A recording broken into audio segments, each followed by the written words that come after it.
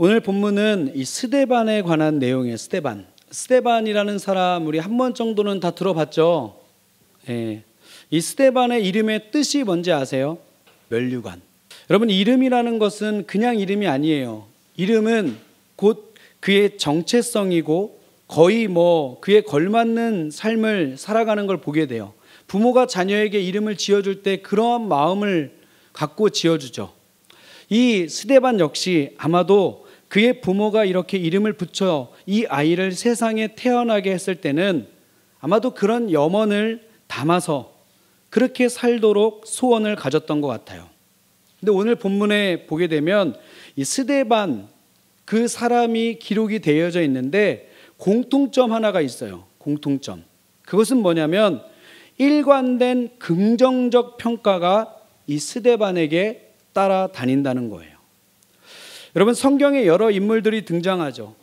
다들 좋은 부분도 있고 나쁜 부분도 있어요. 좋은 부분만 있는 게 아니라 좋지 않은 부분, 다시 말하면 긍정적인 부분과 부정적인 부분이 있다라는 거예요.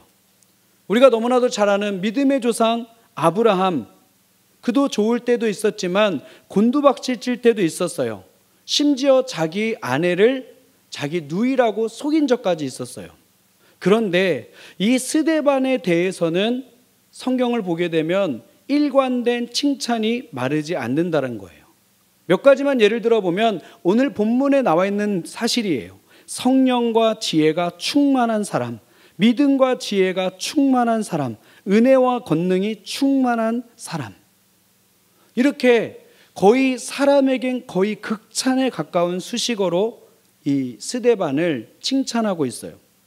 여러분, 그러나 우리는 이 말씀을 들으면서 혹 오해할 수도 있다라는 거예요. 그걸 조심해야 돼요. 뭐냐면 자칫하면 성경에 제시된 인물을 영웅으로 만들 수가 있다라는 거예요. 위인으로 만들 수가 있다는 거죠. 여러분, 그러면 성경 전체가 뭐가 될까요? 영웅전이나 위인전이 되고 말아요. 여러분, 이거는 결코 바른 성경적 관점이 아니에요.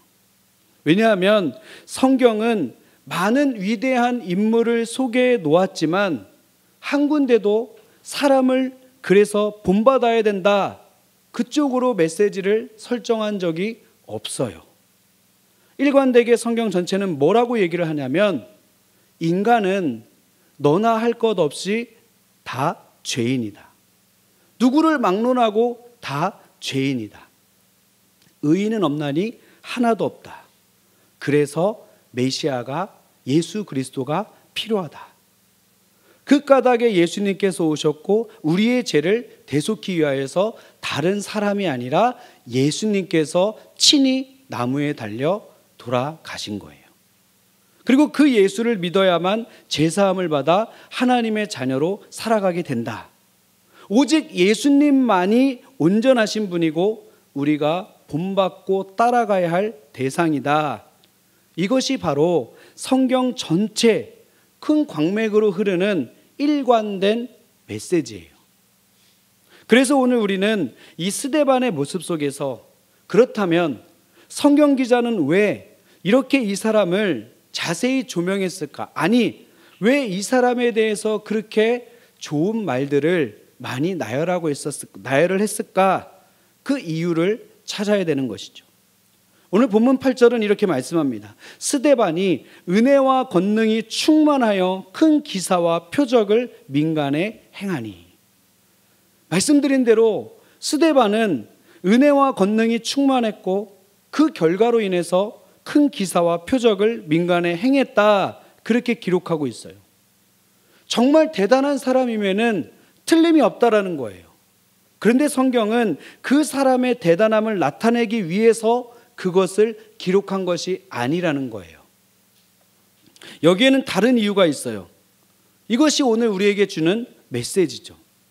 그것은 뭐냐면 스데반, 이 사람이 사는 힘이 무엇인가? 이 사람이 이렇게까지 놀라웠고 위대한 일을 했다고 하는데 그 놀라웠고 위대한 일을 할 수 있었던 이 사람이 가졌던 힘은 무엇이었을까? 여러분, 우리가 읽은 본문에 나와 있어요. 은혜와 권능이에요. 자기의 지식, 자기의 신념, 자기가 여지껏 살아왔고 노력했고 그것이 아니라 은혜와 권능이다.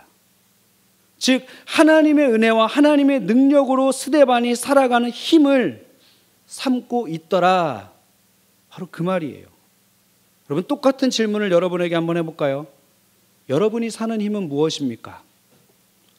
여러분, 날마다 우리에게, 내 자신에게 이 질문을 던져야 돼요. 내가 살아가는 힘은 무엇인가? 우리 가정이 살아가는 힘은 무엇인가? 이 나라가 살아가는 힘은 무엇인가?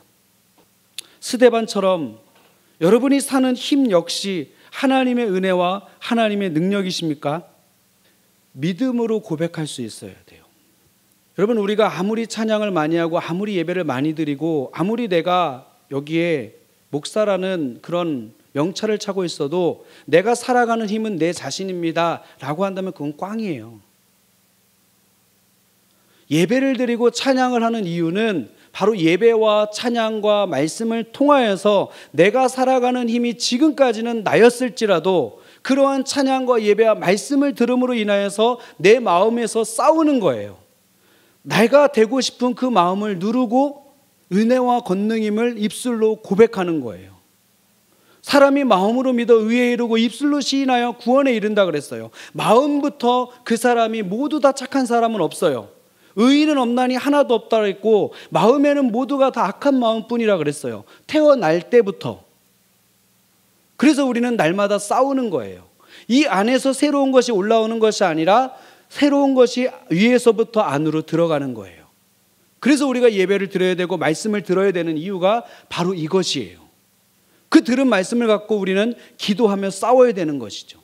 스데반이 그냥 그 고백이 나온 것이 아니에요. 바울이 그 고백, 나는 날마다 죽노라, 나에게 가장 귀한 것은 예수 그리스도의 십자가밖에 없다, 이 고백은 결코 그냥 나온 고백이 아니라는 거예요. 여러분, 제가 여기에 있으니까 이렇게 할 수 있다라고 할 수도 있어요. 누구에게나 어려워요. 왜? 사람은 태어날 때부터 악한 마음을 가지고 태어나기 때문에. 그래서 우리는 우리 안에서 새로운 것이 나지 않기 때문에 주의 은혜가 우리 안에 들어와야 돼요. 대신 우리가 할 것은 그 은혜가 들어왔을 때 저항하지 않고 그것을 받고 내 안의 악함을 눌러야 되는 거예요. 내가 왕으로서 내 삶을 내가 이끌어갈 것이냐, 하나님의 손에 붙들려서 하나님의 도움받아 살아갈 것이냐. 저도 날마다 싸워요. 이 자리에 올라오기 직전까지 싸워요. 하나님, 제가 기도하며 말씀을 준비했습니다. 이제는 제가 하면 되겠죠? 아니요. 제가 원고를 다 준비하고 이 자리에 섰어도 하나님께서 제 입술을 주장해 주지 않으면 단 한마디도 못해요. 내가 잘났다라는 것이 아니라 겸손히 하나님 앞에 기도하면서 하나님, 오늘도 청년들에게 전해야 될 말씀을 부족한 자의 입술을 통하여 사용하여 주옵소서, 전해 주옵소서. 그러한 기도하는 마음으로 나오고 그러한 마음으로 하루의 삶을, 나에게 주어진 일을 살아가는 것이죠. 우리의 삶이 그래야 된다는 거예요. 오늘 우리가 스데반을 통하여서 배워야 되는 것은 바로 그거예요. 여러분, 다시 한번 여러분들에게 질문해 볼까요? 여러분들이 사는 힘은 무엇입니까? 예수를 믿는다고 하면서도, 그리스도인으로 살아간다고 하면서도 너무나 많은 사람들이 돈, 세상적인 잘남, 명예, 권력, 행복한 가정, 심지어는 내 자신을 힘으로 삼고 살아가는 사람들이 많아요. 있어요. 모를 때는 그럴 수 있죠. 그게 당연하기 때문에. 그리고 물론 이런 것들이 세상을 살아가는데 분명히 필요한 것은 사실이고, 살아가는데 어느 정도 힘은 될 수 있어요. 사실이에요. 그러나 그것은 그것들이 소멸되거나 없어지면 그 힘도 같이 소멸되거나 없어진다는 거예요. 여러분, 그래서 이 시간에 정직하게 여러분이 사는 힘이 무엇인지 나 자신에게 물어보시기를 바랍니다. 그리고 우리는 그 질문 앞에 정직한 답변을 꺼내 놓을 수 있어야 돼요. 그리고 앞으로도 우리의 기도 제목이 그것이 돼야 돼요. 하나님, 제가 살아가는 힘은 하나님의 은혜입니다. 하나님의 권능입니다. 날마다의 내 삶의 고백은 그것이 되기를 소망합니다. 가장 아름다운 기도 제목이에요. 가장 멋진 기도 제목이고 가장 위대한 기도 제목이에요. 우리 귀한 청년들 날마다 그 기도 제목을 올려드리는 복된 청년들 되시기를 주님의 이름으로 축복합니다.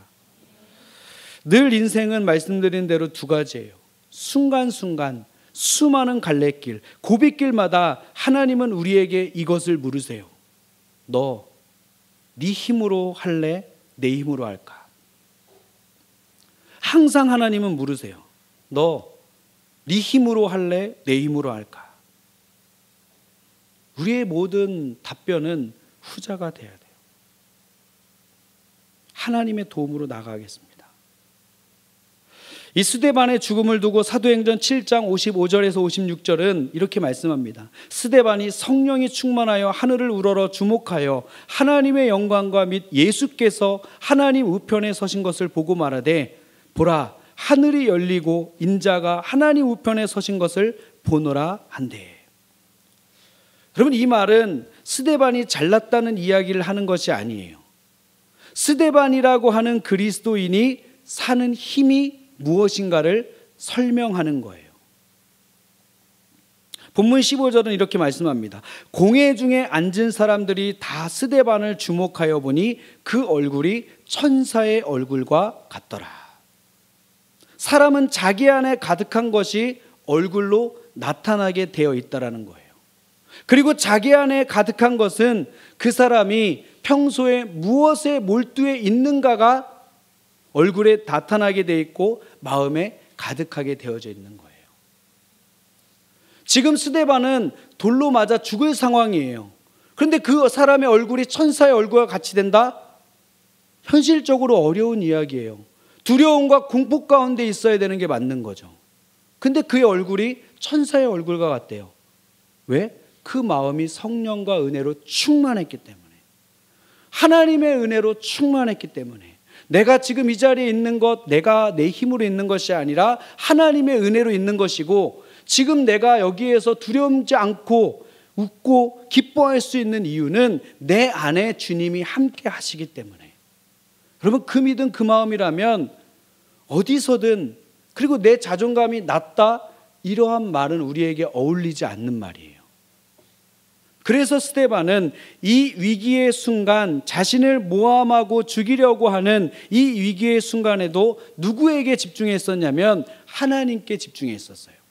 나를 받으실 하나님, 나를 받으실 하나님을 바라보고 집중하니 나를 돌로 치료하는 자들이 옆에 있어도 내 마음이, 내 얼굴이 빛날 수밖에 없는 거예요. 여러분, 우리 역시도 그래야 된다고 생각합니다.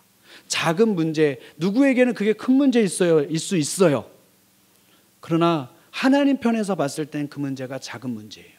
하나님은 우리가 그 문제에 집중하기보다 하나님의 마음으로 우리가 가득 차 있기를 더 원하세요. 그걸 가득 차 있으면 이게 작게 보일 수밖에 없어요. 우리가 하나님으로 우리 마음이 가득 차 있고 우리가 바라보는 것이 하나님이라고 한다면, 비록 우리의 삶이 어렵고 우리의 삶에 혹 문제가 닥쳐올지라도 그 문제가 큰 문제이든 작은 문제이든 다 작은 문제로밖에 보일 수 없다라는 거예요. 작은 문제로 보이면 자신감이 생겨요. 당당해요. 어디에서든 주눅들지 않아요. 우리가 그럴 수밖에 없는 이유, 그래야 되는 이유는 주님이 그러려고 우리를 위하여서 십자가에서 피 흘려 죽으셨기 때문에. 여러분, 십자가는 결코 헛된 것이 아니에요. 우리를 위한 십자가는 그저 우리의 죄만을 사해 주시기 위해서 흘린 것이 아니라는 거예요. 주님께서 십자가의 그 죽음을 이기시고 뭐라고 하셨냐면 내가 세상을 이기었다 그랬어요. 그런데 거기서 끝난 것이 아니라 내가 이긴 것 같이 너희도 세상을 이긴다고 말씀하셨어요. 여러분, 우리는 세상을 이기며 살아가는 존재들이에요. 우리의 존재 자체가 그런 존재라는 거예요. 누구 때문에? 예수님 때문에. 여러분, 우리가 매주일 하나님을 예배하는 이유가 무엇인가요? 누구도 단 한 번도 경험해 보지 못한 오늘, 그리고 새날에, 그리고 비어진 마음에 한 주를 시작하는 이 복된 날, 가장 먼저 하나님으로 채우기 위함이에요. 그 은혜를 받고 우리가 한 주간을 살아가야 된다는 겁니다. 이 예배가 나를 살린다는 것을 알기 때문에, 이 예배가 나의 힘이라는 것을 알기 때문에, 경험했기 때문에 우리 귀한 청년들 그 은혜가 경험되어지고 그 은혜 가운데 살아가기를 다시 한번 주의 이름으로 축복합니다.